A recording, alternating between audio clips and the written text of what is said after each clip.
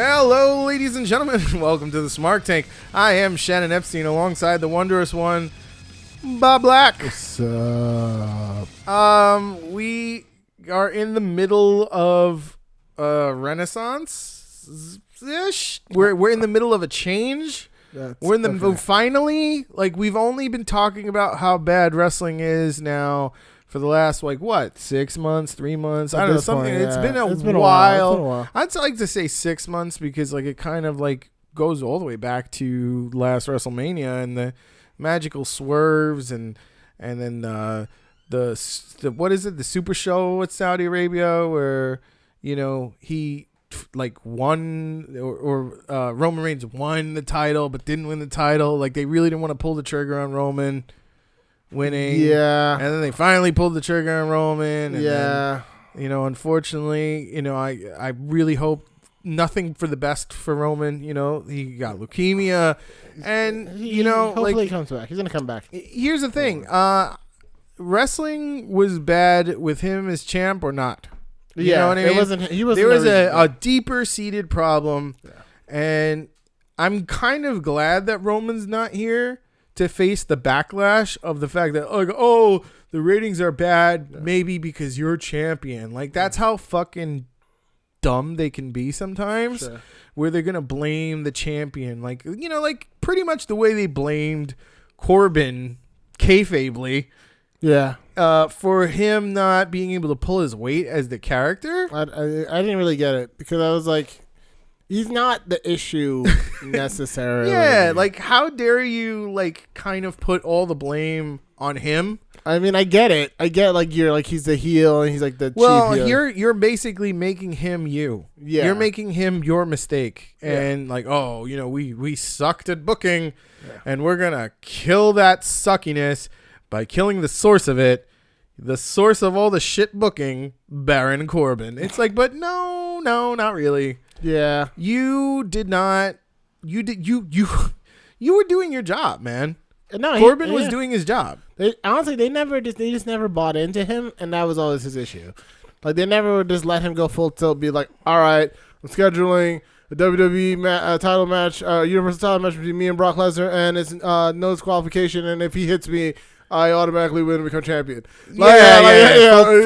Yeah, it's which is what they should have done. It was just have him be like, I would have said, Brock, if you don't show up next Monday, you vacate the title, baby. Ooh, yeah. And then you vacate it to the GM, yep, Baron Corbin. All right. And the one time they try to do it, he tries to do it. They have Braun Strowman come in and have 4 people beat him up with chairs, which was great. I'm not gonna lie, it was really fun. Yeah, no, that's fine. Yeah. This is what you do when you want to close an arc at this point.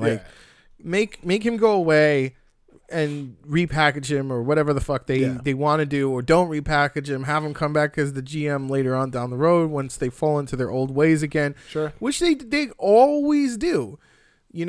We talked about the rebirth of Raw with Finn Balor as champion versus it was against Seth Rollins. Seth was a heel, and they were like, all right, we're going to really bang it up, and we're going to really do this brand split right. SmackDown's going to be great. Raw is going to be great. A show, B show, whatever. Right. Plans don't always turn out as expected because, okay, Finn gets injured.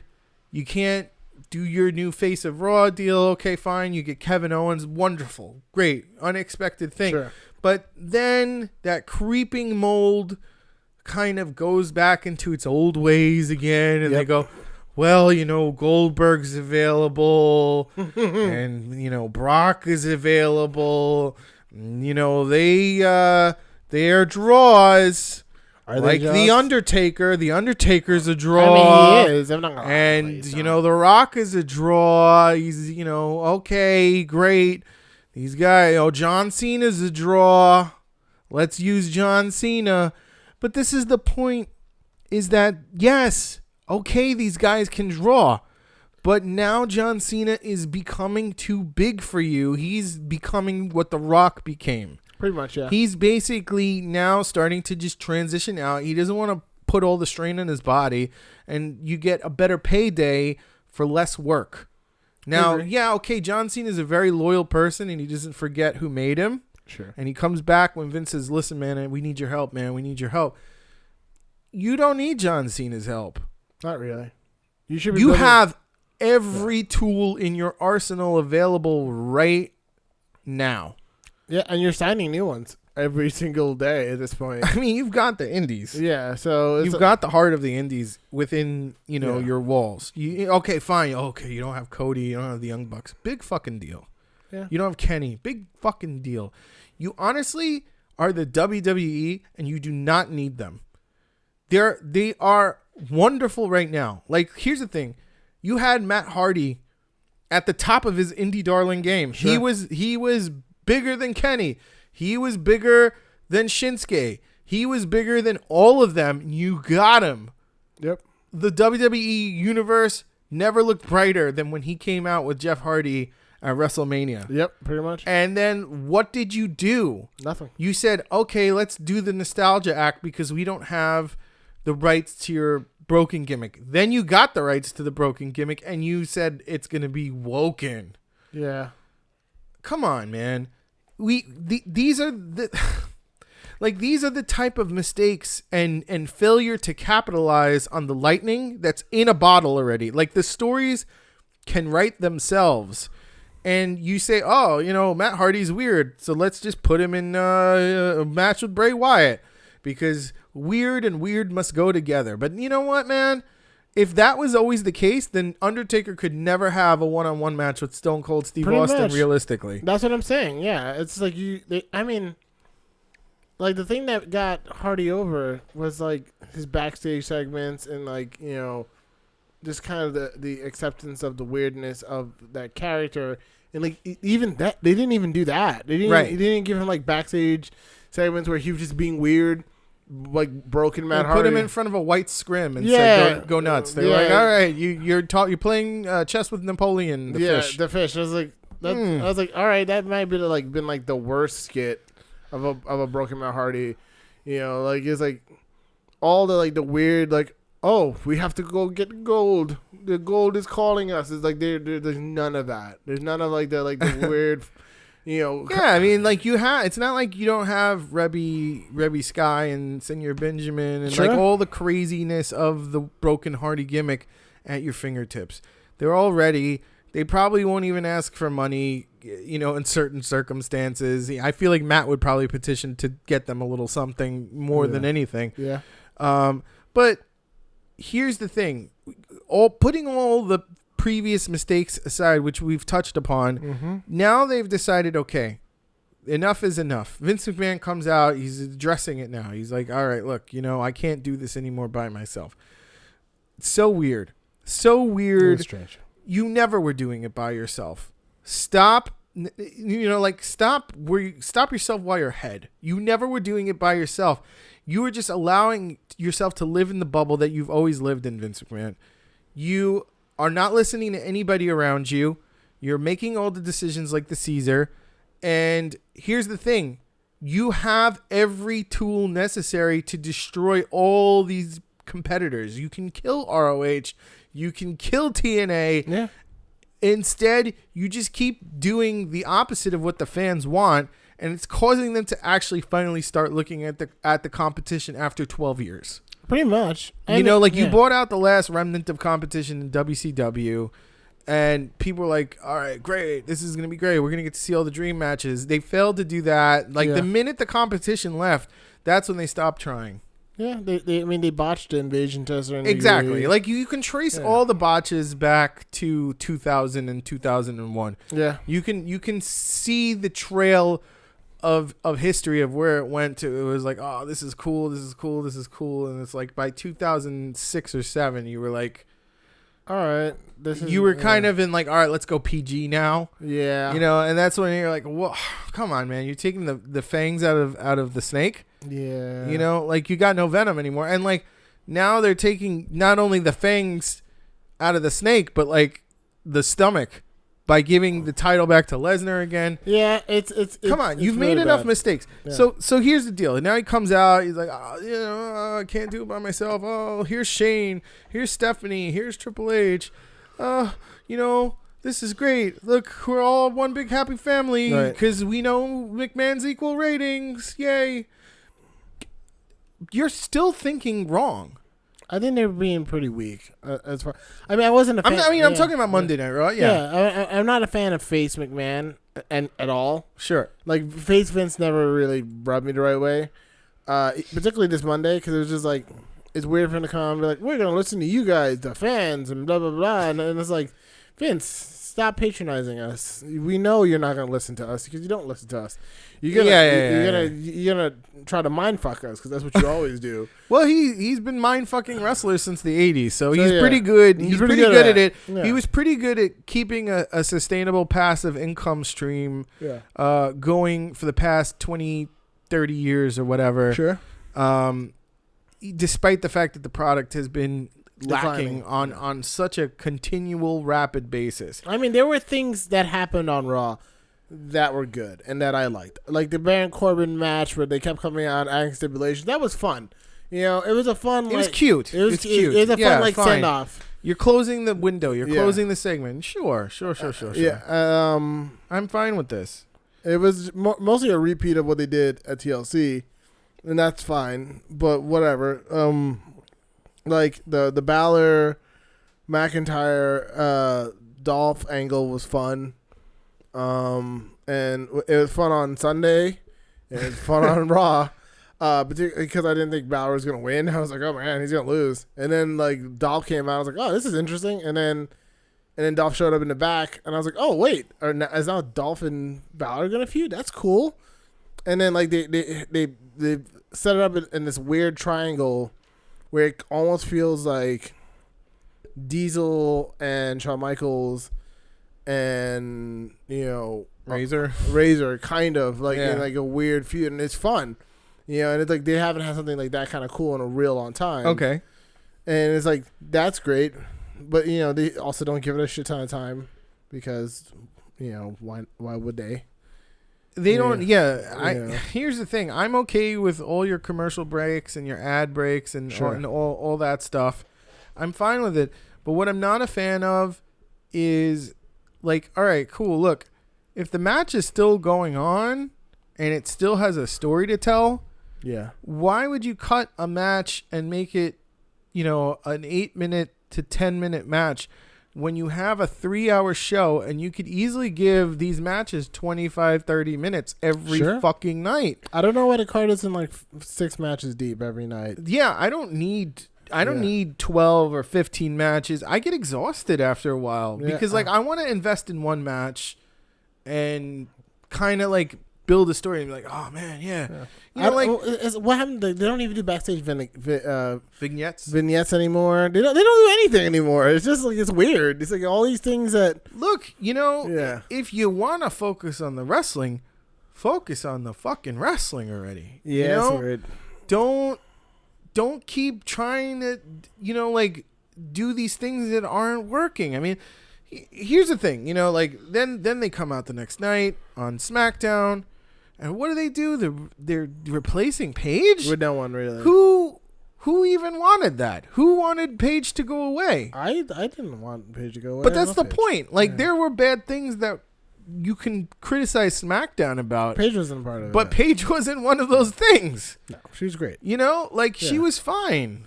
I mean, it's just, I don't know. They're just really, really, really, really weird. These are questionable decisions that are still being made. Now, like, look, man. They're in panic mode, really. That's what it is. Right. And they're like, we got to shake everything up. Yeah. We got to do a new draft. Why? Why? Why do you have to draft again? It's not exciting. Here's the thing. You have 2 GMs that you could have used to commit trades all year round. That's true. Yeah. Okay? Why are you not trading all year round? And when something happens, like when a wrestler comes back from injury who was previously on one brand and then they bring them to another, they don't even make an announcement like, oh yeah, by the way, I traded you. No, they don't. Yeah. And then they only use it as like a storyline tag, like they did it with like Sami Zayn and Kevin Owens. They were like, "Oh, by the way, you were traded," and blah blah blah blah blah. It's like, oh, come on, suck it. You know, like what are you talking about? Yeah, it's true. Just use it as a tool. Like, all right, look, I think this guy would be better on this brand. Sure. So get him. Like I honestly feel like Randy Orton would be better on Raw. Because look at how he's being used in SmackDown. So like he's just so weird on SmackDown. Yeah, he's checked out, man, and rightfully so. He just does rightfully fucking so. He doesn't do anything. He's done enough already. You either put him in talent go over mode or put him on another brand and freshen him up a bit. Yeah, because that's a fucking a 15-time world champion that you're having fight exhibition matches with Rey Mysterio. Yeah, it's weird. It's weird. And what did you even bring Rey Mysterio back for? Yeah, I mean, if you want to, I still don't get it. We're talking about exhibition matches. He's been fighting exhibition matches for the past year and a half at this point. They're just trying to keep him on TV. Yeah, it's like he's wait, feuding with Jeff Hardy for what? And the truth is, does he need the title anymore? Absolutely not. No. Does he need to be in the main event anymore? Maybe not. But can he be used in the main event? Abso-fucking-lutely. Sure. Yes. Yeah, you can have him fucking go in the main event. You can have him fight. Your next face. You can have him be able to put. I don't understand why he wasn't having matches with AJ Styles. Isn't that the whole point of having a top heel like Randy Orton on a brand? Yeah, is to feud with faces. All right, no, fine. Now you got a top heel. Randy's got nothing to do. You know what I mean? Yeah, so they didn't know what to do to him.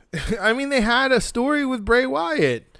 Yeah. They capitalized on something that was weird, but ended up working, and then they just pissed it out down the well, like they do a lot of things. Do it all the time. So, okay, fine. What else is wrong? We've got Dean Ambrose and Seth Rollins having a boring match. If you think for a second that the match was boring, you're fucking crazy. That match was not boring. Let's get that. It's the booking. Yeah, they boo the booking. They don't boo wrestlers. Honestly, the reality is that match wasn't boring. It was just a really, really good Raw main event. And that is the issue. And it should never have been a Raw main event. Yeah. It should have been a TLC main event. Exactly. It should have been a TLC match. If it was a TLC match, that people would have been all over that match. They would have been like, this match is amazing. Or even like a tables match. Or like a no DQ match. It doesn't have to be a TLC match. It's a no DQ match. Because at this point, if you're going to have a really great mat wrestling technical match in between Daniel Bryan versus AJ Styles and the first ever women's TLC match, of course they're gonna get people are gonna, after you have people sit there for 6 hours, of course they're gonna get bored. You gotta stop stuffing these cards. Yeah. If you have the time, if you have 3 hours or 4, use it for 4 or 5 matches and then drag a feud out onto the next month or something like that. That's what I'm saying. And this is what, when they had 17 pay-per-views a month, this is what they should have been doing. This is what they should have been doing, not overloading the cards. It's true. Overloading the cards is super fucking played out. They do the exact opposite of what NXT does. NXT's all right, cool, we got 4 hours, put 6 matches on the bitch. See how the shit burns down. Yep. And then, whoa. It's amazing. Whoa. Okay. All right. We don't have time for all of the feuds. I know the counter argument is, well, of course there's only 6 matches. There's only a 1-hour show per week. I get the devil's advocate argument of it, but it's not necessarily true. You do have the same amount of time on the NXT pay-per-views as the Raw or SmackDown pay-per-views. It's true. So, which are now not Raw or SmackDown, they're just pay-per-views now. And I don't see the argument anymore. Why am I seeing Randy Orton versus Rey Mysterio on a pay-per-view that really only needs to have 6 matches, and Rey Mysterio and Randy Orton are not one of them? Yeah, I agree. Neither is Finn Balor versus anybody. And a cheers match. I was like, what is that about? Why? Look, cool. Then it falls into the okay, well then we're just gonna have title matches on pay-per-views. No, not necessarily. If the most compelling story should go on a pay-per-view. Correct. Yeah. If a feud is really good, if they actually did the right thing with Seth Rollins, and Dean Ambrose, then that should be there. That's what should be on there. But they didn't do the right thing. And yes, I know it was a title match, but I'm just saying, even if it wasn't, even if someone else had the IC title, let's say it was McIntyre who had it, doesn't matter. It just makes sense, It does. You're right. And what? Okay, so Brock Lesnar's coming back for Rumble. Whatever. And he's gonna face Strowman. And whatever. No, I know whatever, but like, how do you fix it? You just get it off of Brock. You put it on anybody at this point. Yeah, it's true. I mean, who you run into the booking hole? How do you beat Strowman? I get that. Wait, who had the Money in the Bank? Did anyone win the Money in the Bank this year? Yeah, and they cashed in already. Who was it? It feels like so long ago. Feels like it never happened. Who cashed in? Was it Strowman? It was it Corbin? And he lost it? No, that was last year. Okay. Yeah, it was Strowman, Monster in the Bank. Who did he cash in on? He cashed it. He lost it. It was a failed attempt, right? Yeah, he cashed it on Roman and then fucked up. Sure. Because it was on a Raw. Yeah, I remember that. Yeah. Because he wanted to do things face to face.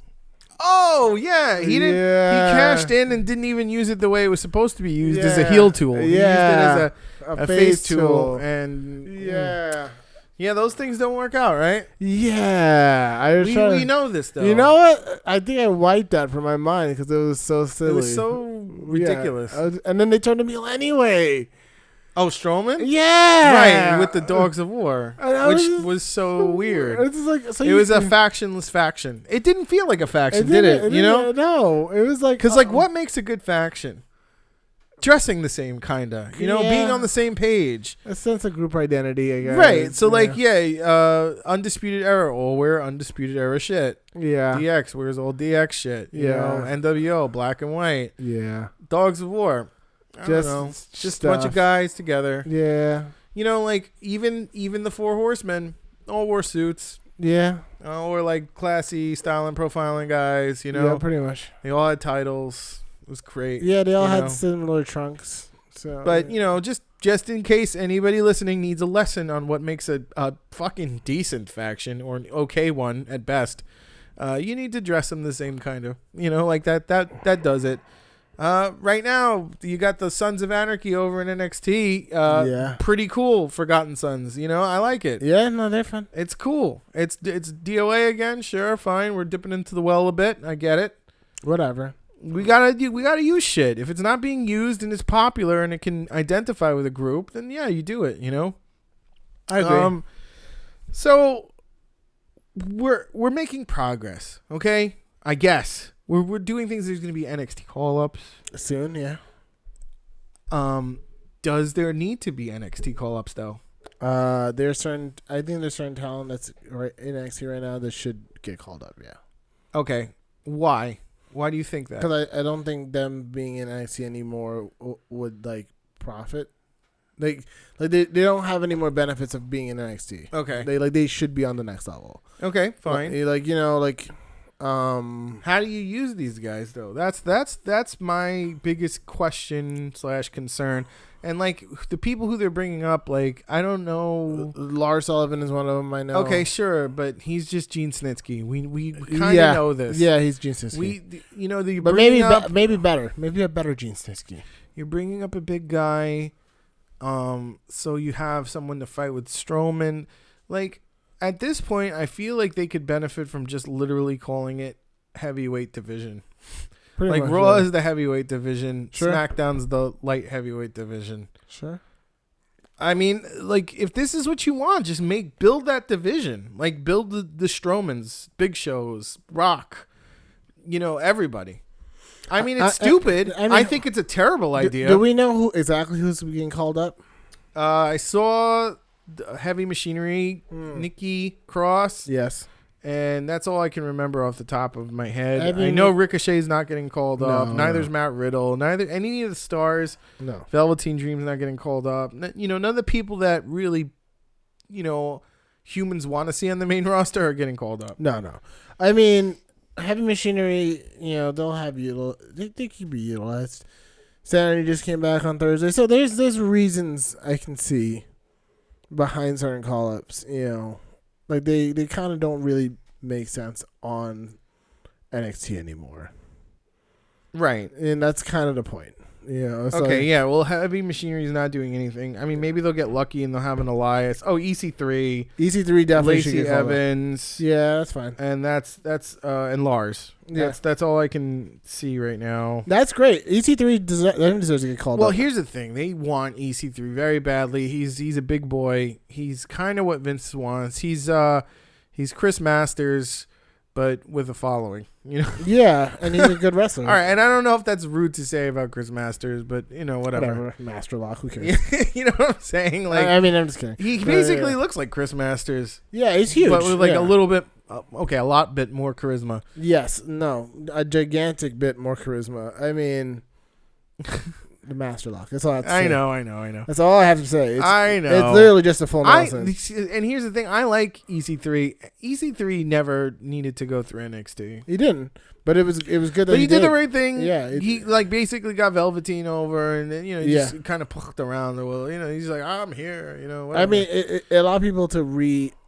acclimate it to him. Sure. You know, because like now he goes on Raw. Yeah. I think he should go on Raw. I don't think he's good on SmackDown. If he's SmackDown, because they don't need a top heel on SmackDown. They need like a top heel on Raw, I think. I don't think he's gonna get pushed to top heel status right away. I think he's gonna get mid-card. He can't with Brock as champion because Yeah. Brock is. I mean, no matter what, like he's pretty much a heel at this point. Brock, like he can get cheered. He can be the dominant force that gets cheered.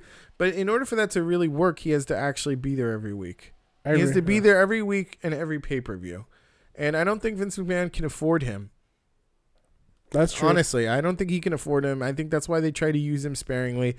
And I feel like if you can't afford to invest in your current roster, you shouldn't be making that person the champion. I agree. Yeah. So we'll see.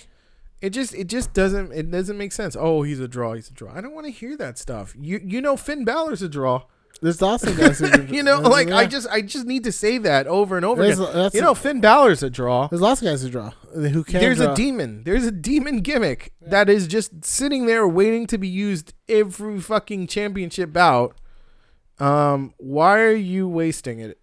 Why are you wasting it away? I mean, there's a Shinsuke Nakamura. I mean, he was over at one point. He was very and then over. you just decided to take him off television for some reason. You just botched him, yeah. Like, what are these NXT call-ups? What is it? You know what I mean? Like, all right, are we going to see additional NXT call-ups, do you think? Like how far into the panic mode are they that they want to start dipping into the NXT well? I think we're going to see... I mean, we saw Mustafa Ali. Like, yeah. Wow. I totally didn't see that coming. I think Aleister Black's going to get called up soon, probably. I mean, he's great. He works well with that supernatural gimmick. Yeah, I think he's getting called up soon. They just don't know how to do supernatural gimmick anymore, though. No, that's the other thing. No, they don't. NXT does, though. They do. I think he's going to get called up soon. I think probably...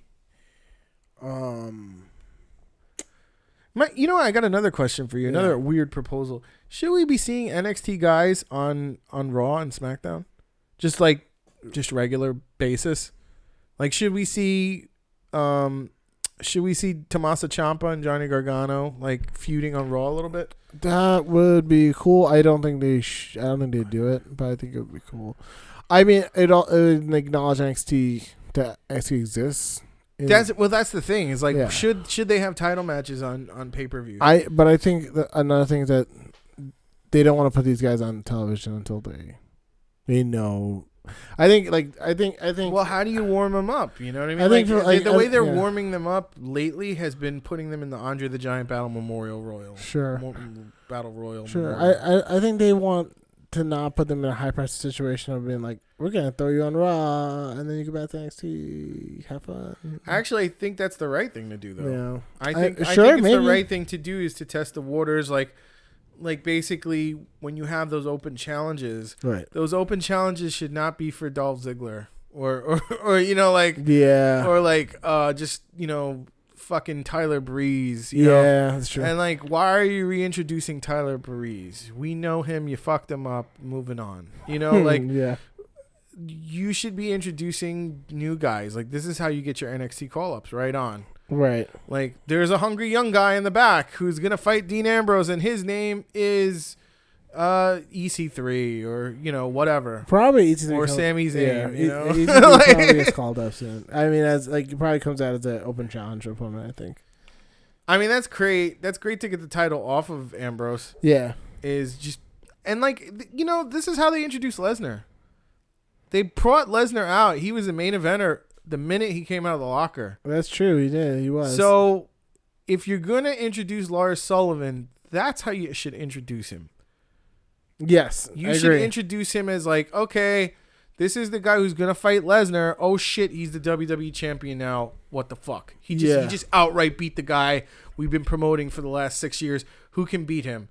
Can Strowman beat him? Can Roman beat him? Can Ambrose beat him? Can Seth beat him? We don't know what's gonna happen. That's actually a really good point.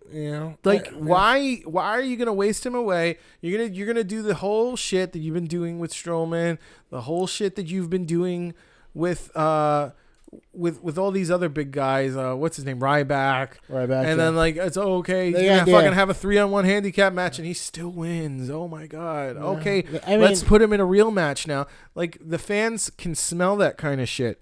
Yeah. The way that you actually use the nobody wrestlers, the jobbers at this point is not for big guys. You use them for guys like Ambrose and Rollins who need to stay fresh in people's minds and still look like a winner.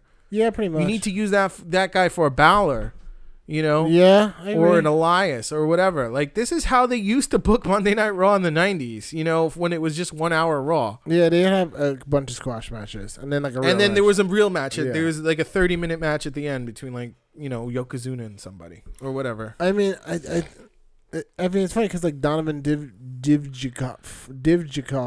Yeah. Dijakovic. Okay. I don't know how to say it. All right, just stop. Dijakovic. Sure. Dijakovic. Go moving on. You can't pronounce the guy's name. He's like supposed to be at this point. Look, that's what he looked like on NXT when he came out. Like the next like Lars Sullivan monster. He was 6'7", big guy, just squashes people. And it's like like when he gets up there, is he gonna do the same thing? Is he gonna squash Lars Sullivan and then be like the champion and like who can beat him? Because like if that's all it is, then people are going to get bored. That's what people got bored of with Lesnar. The idea is like, oh, if you have an unstoppable monster heel. No, that's not what I'm saying at all, actually, is that you can bring somebody. You don't keep using the gimmick. Yeah. So that's the that's the problem. Is like WWE thinks they've struck something. Yeah, no. And then they want to do it again and again and again. No, you haven't actually used that in a long time. Yeah. So use it with Sullivan. But then start bringing up challengers to try to beat him. Maybe you bring up those NXT guys who really come close. Yeah, no. And they have matches with the guy. Because like here's the thing: if your guy can't wrestle, he shouldn't be champion, whether he's big or small.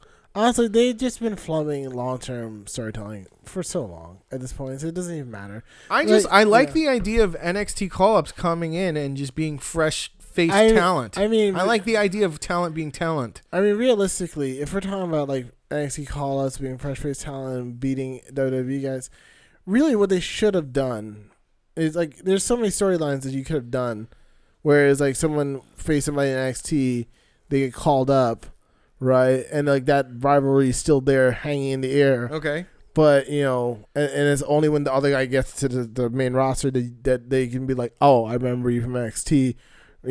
This is we're not done yet. Sure. Like Shinsuke could have done that to Samoa Joe, or Samoa Joe could have done it to Shinsuke. Oh, yeah. I mean, like, I'm not done with you. I remember you. Or Balor, or when he came up. The problem is Joe's a heel and Shinsuke's a heel. When Joe came I honestly think that they should just slip Shinsuke back into a face and kind of like just... Because the crowd has really forgotten Shinsuke completely at this point. At this point, kind of, yeah. The theme song is still kick-ass, whether it has rap or no rap. Sure. It's still awesome. You just have him come out, rock out, do a Shinsuke thing. Don't have him talk, Just have him say simple things like, all right, girl, you and me. And that's it, you know? Yeah. And he calls all the guys girl. You know, he's like, whatever. All right, girl. Yeah. Let's do it, baby. And then just he fucking whips their ass. And that's it. There's Shinsuke. Not hard. Not a hard puzzle to solve. No. The problem is you want him to be like The Rock or Steve. You want to try to capitalize on the Steve Austin thing. Now everybody's a Steve Austin, man. Steve Austin wasn't a fucking Steve Austin for a while. Yeah. It was only when he went to ECW that he became Steve Austin. But he was still an awesome wrestler. Yeah. I mean, like, let's be real. Like, there are a lot of things that they fucked up. And continue to fuck up. Yeah. Like, the fact that Asuka came up, had a streak and lost to Charlotte was ridiculous when you didn't do any build-up for that feud, right? So you just have her get in there and she's just destroying people. And then she congratulates her and says Charlotte was ready for Asuka. Yeah. It's like, and now I'll go dance with Naomi. Yeah, it's like she should have won that title, held that title until you called up Ember Moon like 2 months later and had Ember Moon give her first loss because she's the one who deserved to have that first win. Really, because they're feuding. Are you kidding me? Ember Moon absolutely fucking deserved it. Yeah, you had a built-in storyline there. Yeah, and they fucking and then you have a way to direct fans back synergistically to your promoted WWE network that you've been throwing down everybody's throat for the last 3 years for $9.99. I mean, that's how fucking ridiculous you guys were at one point. That was a fucking catchphrase. That you can have them direct them like, hey guys, if you don't know about this great feud that was happening in NXT, you should go back and check out Asuka and Ember Moon's packaged match on the WWE network. Exactly. And then you'll know exactly what's been going on for the past year and a half. Yep. I mean, come on. It doesn't take a business fucking genius to realize, oh, wow, I got a little synergy there. I mean, why don't I just do a quick flash in the pan promotion for my network that's supposed to be the future of my corporation? It's basic long-term storytelling, like long-form storytelling that they're just fucking up. And it's like it's weird to watch people who used to be so good long-form storytelling. You've got a team of writers completely collapse. It's just weird. You got a team of writers that just want to work, actually. And then, like, all Vince McMahon has to do is just say yes or no. And then, you have a Triple H there to kind of stop the crap and bullshit that to come to your desk, right? Like, you've got people before you that can handle all the daily ins and outs and, be like, okay, cool. Vince, we got a big decision that we need to make. That's what I'm coming to you for. Like, Vince McMahon does not have to be at every Monday Night Raw feeding lines into Renee Young. He doesn't have to be there all the time. Like, he honestly needs to step back a bit and kind of just be like, look, like, all right. And I get it. I get the mentality of, like, if you want something done right, you got to do it yourself. I get that. I really do. But there's, like, a level of, like, you need to actually use all the talent in all the areas, because the Hollywood writers that you employ are there for a reason. Honestly, you're right. Yeah. It just boggles my mind. Like, how dictatorial do you have to be? I mean, that's what he is, though. Like, it doesn't work. It just doesn't work. He's a cave creature. He sits in his cave and he plays with his toys, and his toys are human beings. So that's what he does. It is what it is. I'm tired of you, Balor. You go away. Oh, Shinsuke, so stupid. But, like, Triple H is like, I'm going to make stars here. Yeah, no. Shinsuke Nakamura, the baddest Japanese wrestler on earth, kicks heads, strong style. Yeah, Finn Balor, a demon, an unleashable force. Then by the time they get to fucking Raw or SmackDown, they look like bumbling idiots. Yeah, well, because he just completely, like, the fact that it's like when Paul Heyman sees somebody, he's like, all right, I could take a big show and make a big show work. Yeah. What did he do? He said, I love Big Show. And Big Show's a big guy, and Vince loves big guys. But Vince is like, this is my big guy that didn't work. Here, you could have him, Paul. You can play with this toy. He's like, I love that toy. I'm going to make that toy a fucking star. You know what I mean? Yeah. It's sad that you can't see, like, this is your thing, right? Vince, you love big guys. And yet Paul Heyman is the claim to fame that made Big Show a success, that made him a main eventer, and you never could do that. Yeah, you just can't see it, I mean, like, how fucking great was he? He turned on Brock Lesnar and said, "My money's on Big Show. Good night." Yep, pretty much. And like it was an amazing turn at a pay-per-view when all the eyes were on, you know? Like this is, you know, like turns these days don't feel like turns. It doesn't feel like the last real turn was Rollins. Rollins is a crazy turn, yeah. You know, and it was kind of at a point like, yes, okay, all the things that the Shield has done. The Shield has won every match for the past 9 months. They had lost, yeah. All right, cool. Here we go. Evolution's there. He's like, haha. There's one thing that you don't see coming, Roman, and then Rollins. It's like, boom, great. It was crazy. It was like as close as like you. That was the last good turn in wrestling, and then maybe a close second was like Shinsuke. Shinsuke turn was amazing, mostly because most people at that point giving up hope. They're like, oh man, he's kneeling. Oh, yeah, God. He just lost. Oh wow, status quo. And then they're like, yes, this is awesome. This is what we want. So, you know, and then what do you do with an amazing moment? You bury it. Of course I do. Come on. So here we go. So you want change. You want excitement. You want to have people watch. Then tell a compelling story. I've been saying it for months now. Tell a compelling story. It's not rocket science. You did it on SmackDown. You had a good SmackDown. Maybe I'll put you back on my DVR again. Yeah, SmackDown was really good. I don't know. SmackDown's been consistently pretty good, and that's a sad truth of it. It's like actually, SmackDown has been the better product. It's not been the B show. Like, and they kind of do that thing where it's like, oh, SmackDown's bad. It's been bad for a while, and Raw's actually been good, and then all of a sudden, Raw gets riddled with injuries and sickness, and okay, here we are now. There it is. Yep. But this is here, and here's the thing: this would be an opportunity if the title was around. It would be. It'd be because great. then you could actually have Rollins and Strowman and whoever try to fight for this title, but instead you were like, status quo, let's put it on Lesnar again. It's really suffering without the title. I mean, I don't even call it status quo. I call it regression. They regressed to the mean. They lost their golden boy, and to like a tragic situation, and they're like, let's go back to what we've been doing. Well, what happens in Royal Rumble now? Now we're looking forward. We had actually a pretty solid TLC. It was an underwhelming card at first that ended up becoming like really good actually. Yeah. So it's good. I like to work from a point of like we're not expecting good things and good things happen. So this is what I think is going to happen. I think Asuka's going to face somebody to retain. I think Rousey faces Charlotte, which is already confirmed. And she beats Charlotte. It's weird that they're doing a cross-brand match. It's a match everybody wants to see at this point. No one wants to see it in Mania. Everyone wants to see it now. Becky wins the Rumble, challenges Rousey at Mania. That's great because that's the storyline that really should pay off. Hey man, she is Stone Cold Steve Austin. Yep. Okay, for all intents and purposes, she is Stone Cold Steve Austin.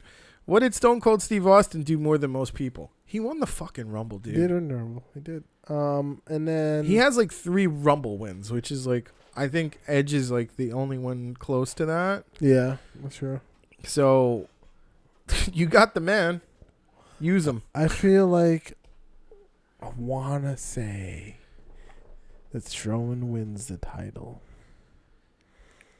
But I mean, I want to say that too because here's the thing: you can take the title off of Strowman. It's not like it's impossible, and they want to keep pushing big guys, right?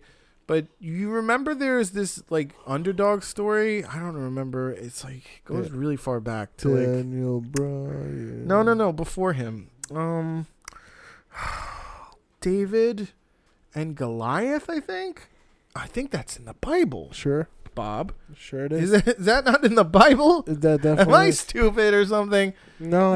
Okay, it wasn't a Time Life movie. It was in the Old Testament. It was one of the greatest stories ever told. Was when David beat Goliath. Yep, pretty much. Oh wow! Let me think to something that makes sense here. You don't have weight classes on your brands, So you could actually book. You could book David versus Goliath, can't you, on your product? You sure can. Oh boy! Wow. Unless they're actually going for this Rollins. Well, who better to be an amazing David than the greatest CrossFit Jesus? Yeah, Rollins Lesnar thing at Mania, which would be great because Rollins gets the title, but it'd be awful because Lesnar's in the match.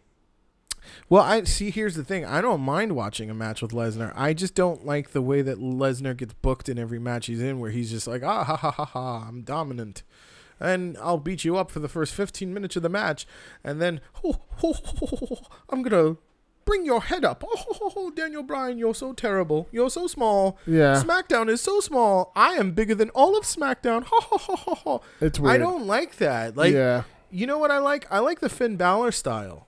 Where Finn Balor is actually fucking giving speed offense consistently throughout the match. And counter maneuvering the big guy, because the saying goes, the bigger they are, the harder they fall. It calls back Rey Mysterio's style when he was like the Giant Killer. When he was basically, yes. I think all people who are under 205 who can be main eventers should be main eventers. Yeah, I agree. Okay, I don't see why you're gonna consistently crush these smaller guys.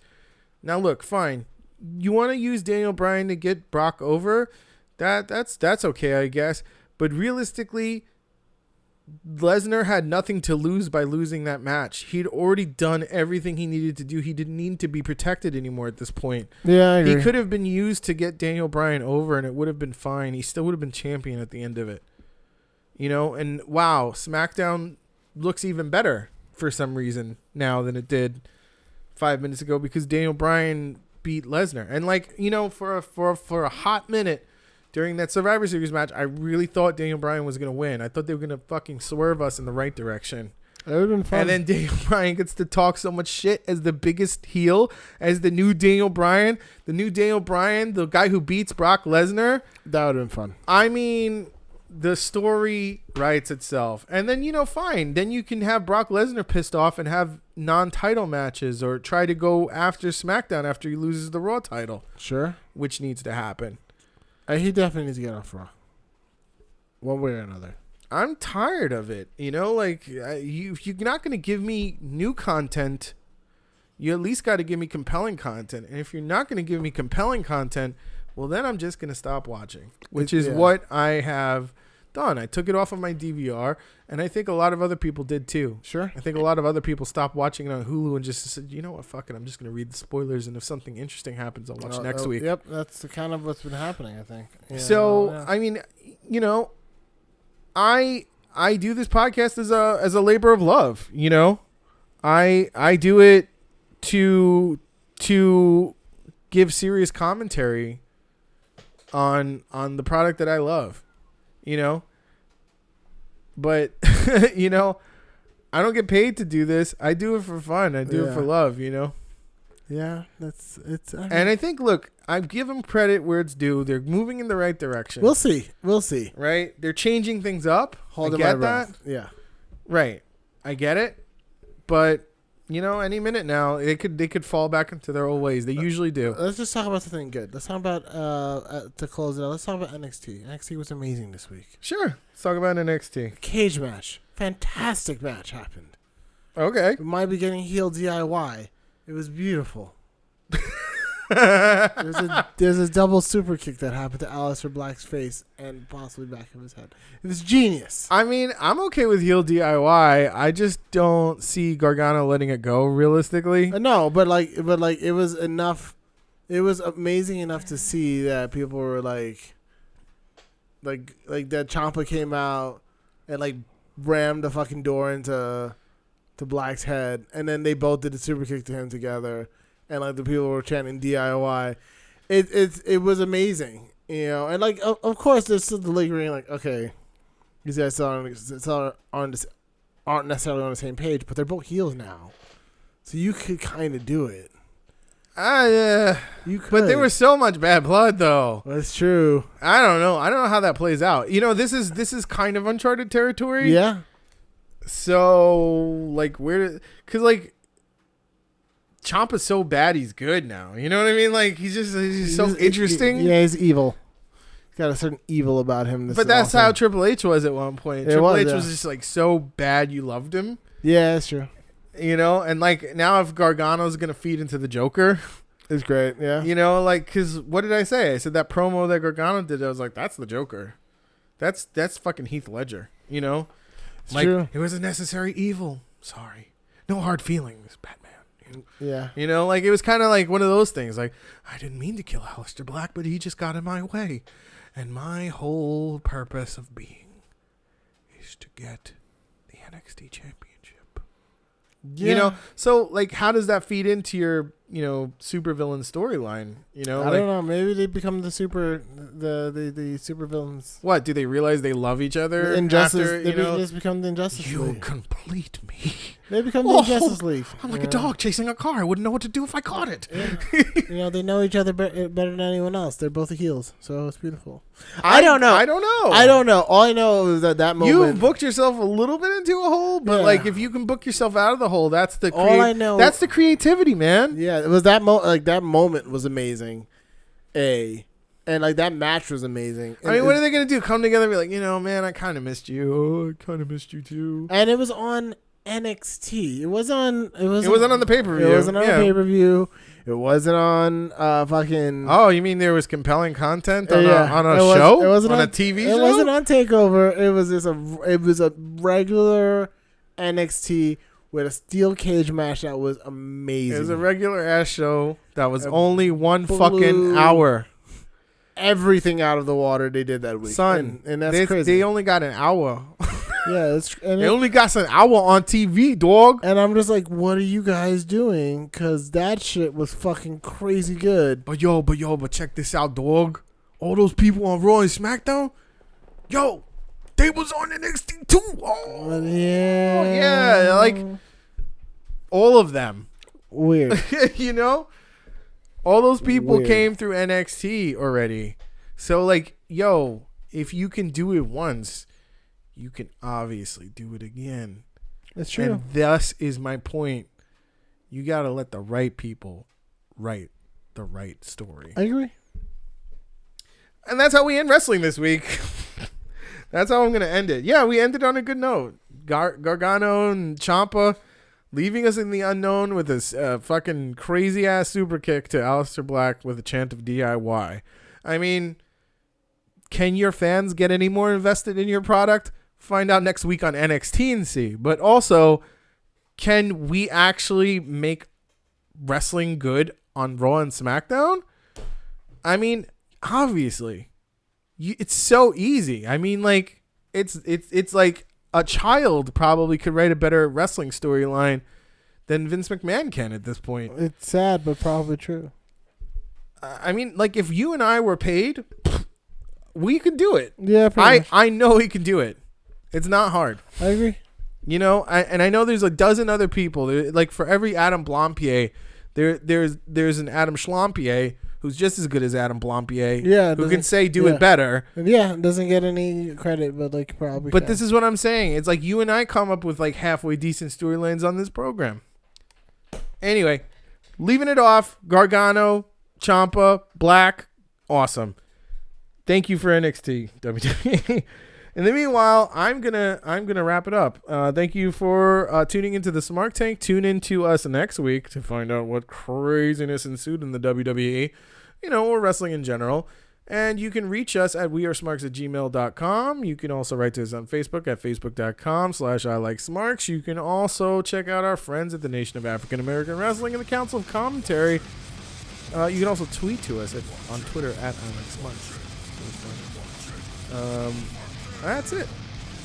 Anything else? No. Cool. Later, guys.